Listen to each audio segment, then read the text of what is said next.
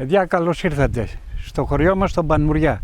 Εδώ είναι το χωριό των Πλαρχηγών.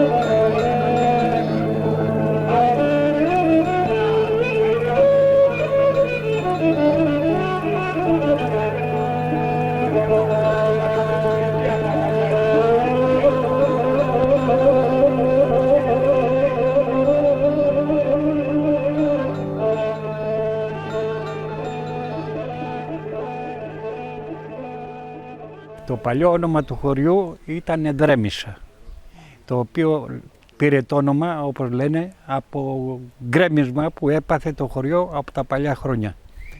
Το οποίο ήταν πιο ψηλά από εδώ που βλέπουμε, ήταν πολύ πιο ψηλά και γκρεμίστηκε και ήρθε όλο κάτω.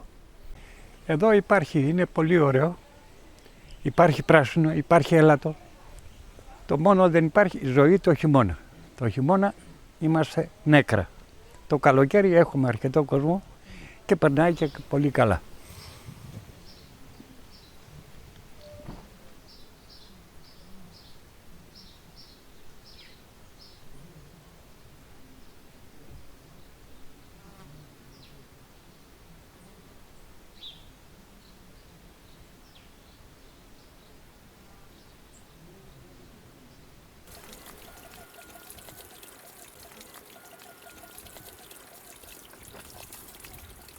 Στο ποτάμι υπάρχει ο παλιός νερόμυλος, το οποίο τον έχουν αξιοποιήσει λίγο τα παιδιά που κάνουν σαν σύλλογο και το έχουν αξιοποιήσει και είναι ωραία εκεί να πάει κανένας για περίπατο, για περπάτημα, για όλα. Έχει και δροσιά, έχει και νεράκι, τα πάντα.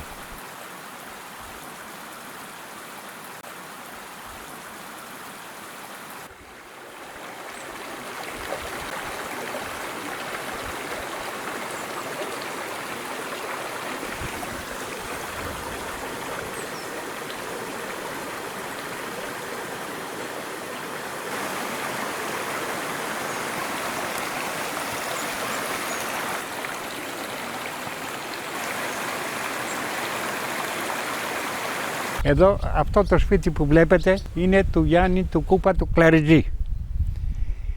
Θεός χωρέσουν τώρα.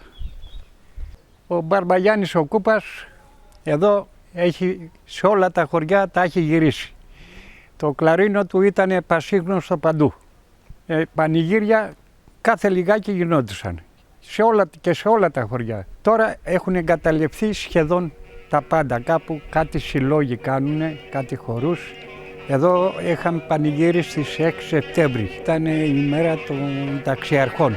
Σαν γιορτή είχε μεταφερθεί από τον Νοέμβριο για να είναι καλοκαίρι.